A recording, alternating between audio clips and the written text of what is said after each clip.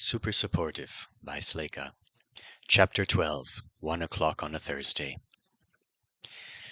It was supposed to happen differently. It definitely would have, if Alden's life were an action movie, or even a comedy. If the universe were a writer, there would have been some dramatic build-up, some tension that needed breaking. Maybe even a small disaster that could only be overcome by the Deus popping out of the machina. But it didn't go like that. Instead, it was 1 o'clock on a Thursday, and Alden had just bombed a quiz on Hamlet because he'd somehow failed to see a reading assignment that had, apparently, been posted on the board all week. It was out of character for him. Hannah's funeral was in 2 days, and while he was a long way from busting into tears at random intervals like he had in the months after his parents were killed, he was having a pretty hard time focusing his attention on the everyday stuff. His AP literature teacher looked like she wanted to have a worried conversation with him, so he made a quick excuse, grabbed his bag, and dashed across the hall to the bathroom. There, while he stared at some of his schoolmates' artistic graffiti and did what people do in bathrooms, he suddenly felt a joke. It was a brief, painless full-body spasm, like a hypnic jerk. Startled, he grabbed onto the cracked plastic top of the toilet paper dispenser with a steadying hand, but the physical sensation was already over. An instant later a voice spoke quietly in his ears. "Hello, Alden," said the system. "In 1963, the people of Earth accepted an infusion of magic and technology, as well as a promise of future protection, as part of an agreement with the Artonan triplanetary government.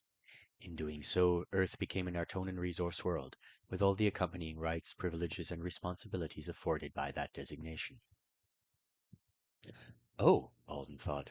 Maybe it was because of his surroundings, or maybe it was because he'd been forewarned. But he felt less afraid than he would have expected. This is the speech. It's really happening to me. For some reason, the system almost always delivered the selectance speech out loud this way. Not with visual interfaces it seemed to prefer for most communication. The working theory was that it analyzed you and made tweaks to your mind or soul based on your reactions to what it said before it fully completed its merge. As part of this alliance, the system continued in a volume that was barely above a murmur, Earth is required to deliver a number of suitable individuals into contractual servitude. You have been selected for this honor. You may refuse to sign your planet's version of the Interdimensional Warriors contract out of personal principles, and your objection will be taken into consideration hereafter. Ultimately, however, you may not refuse to serve. I didn't expect it to happen like this. Today? Now? Here? A mote of mixed emotion, equal parts excitement and anxiety, made Alden grip the toilet paper dispenser a little tighter. He stared at a marker drawing of an oddly shaped cactus that had definitely started its life as something less innocent, before it was repaired by a more tasteful artist. The system went on. Upon signing, you will become one of your planet's avowed. As a signing bonus, you will receive an additional gift. Refusal to sign will result in the loss of this bonus. Right, carrot and stick together. Upon becoming one of the avowed, you will be subject to summons for emergency and non-emergency purposes by members of the Artonan wizarding class. By Artonan law, all avowed are justly rewarded for any service rendered. Your rank has been determined. Your class has been randomly assigned based on the triplanetary government's current requests. You have 90 Earth days to sign the contract of your own free will. During that time, you may trade your class with equivalently ranked selectees from your own planet. Once affixed, your class assignment is immutable. For some reason, Alden found himself whispering the final few words along with the system. Welcome, Alden, and thank you for your future service. There were only a couple of heartbeats between the end of the speech and the moment when the system window suddenly appeared in front of Alden's wide eyes, but a couple of heartbeats were enough for an entire cascade of thoughts, hopes, worries, and wonderings to pass through his brain. This was it, right here and now. His life was taking a sharp turn in some new direction, and he had almost no control over it at all. A single point of dark golden light appeared in the center of his vision, and then it bloomed rapidly to overlay everything else. Breathing hard, Alden stared into his own future. Pre-affixed selectee Samuel Alden Thorne. Divergence rank B. Assigned class Meister of Cudgel.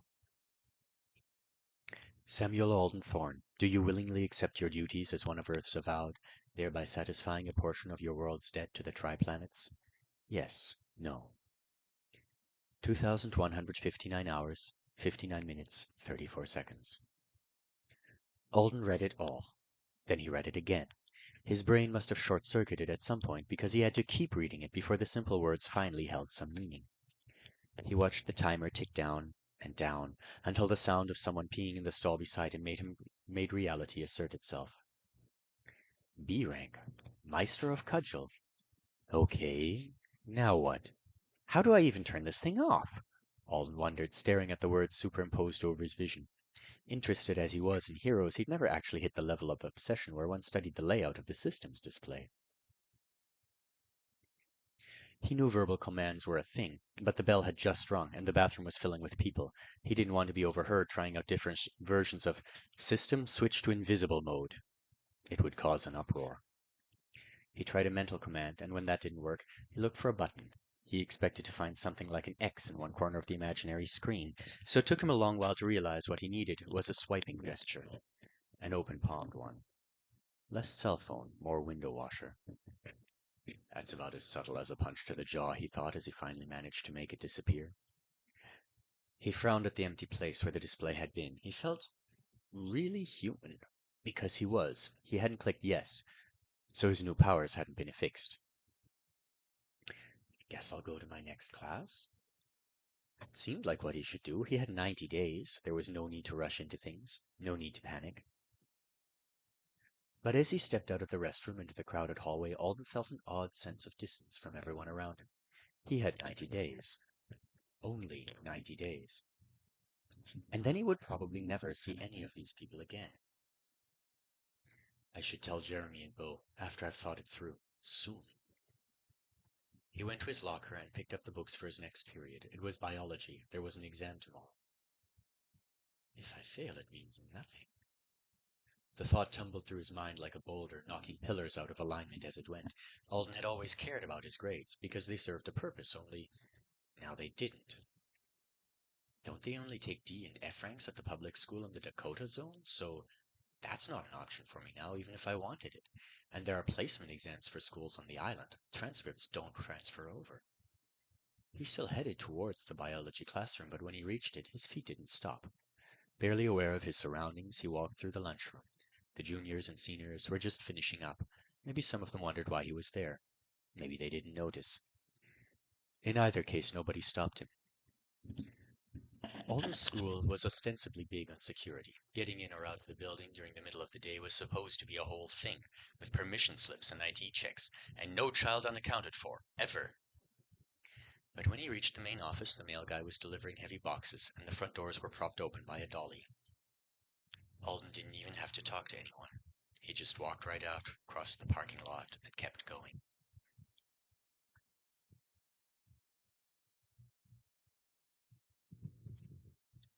About half an hour into his impromptu hike, Alden had recovered enough of his senses to behave a little more normally. He texted Bo to explain he was cutting class because he needed to clear his head. Bo would probably assume it was a Hannah thing. He wouldn't worry too much.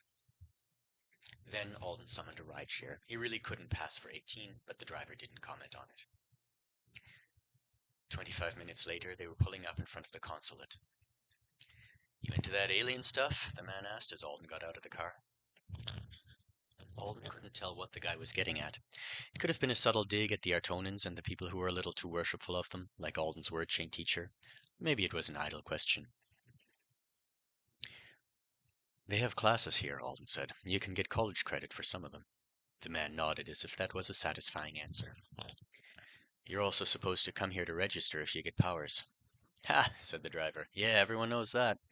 When I tell my kid I drove some you were a hero, they'll make her day. Alden was tempted to tell him, but not quite enough to actually go through with it. Anyway, he thought as the car drove off, I'm not a superhero, yet.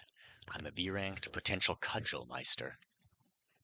This is strange. I feel so strange. For some reason, the occasion was simultaneously more and less momentous than he'd imagined it would be. Maybe it was the B ranking? Everyone dreamed of getting A or S and dreaded getting D or F. B was really good, top 15% of all superhumans, actually, but it was a long way from being an easy road to achieving his dreams. If he messed up, if he made the wrong choices in the next 90 days, he might be giving up his current life in exchange for a very difficult one. Neither Alden's childhood dreams nor his adolescent fears had revolved around him having a rank that made him maybe employable. His brain was having a little trouble deciding whether it should be delighted with his new rank or disappointed in it. Or maybe it was the cudgel thing throwing his mood out of whack? It was just so random and unexpected. Alden had researched the word cudgel on the whole ride over, hoping it might have a secret, alternate definition he didn't know about. But no, it was a club. Which meant he was on the verge of becoming a weapon master for the least sophisticated weapon in existence, unless there was a class specifically for people who like to hit other people with rocks.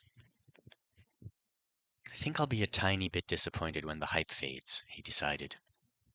But the disappointment hadn't hit yet.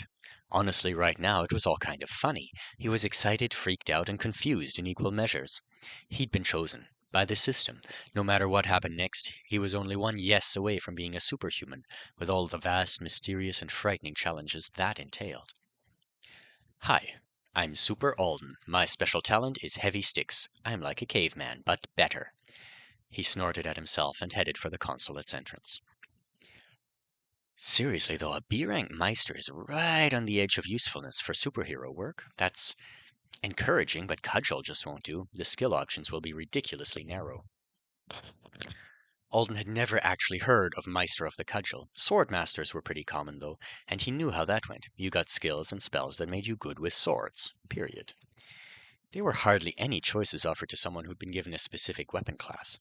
He'd only read up on the S and A ranks, but for them at least, the first skill was almost always one that would prevent you from being easily disarmed. The second was your chance to select an offensive style you liked. The third would let you increase your primary or secondary class stat.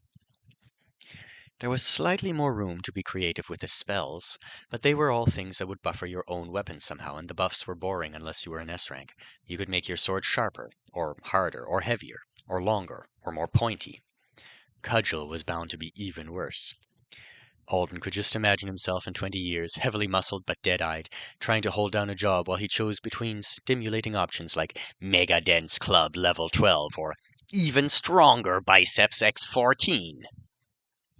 Yeah, it's not for me. Jeremy would probably love it, though, for the humor factor, if nothing else. Hopefully Gorgon was right about class traits not being limited to the worst of the worst options.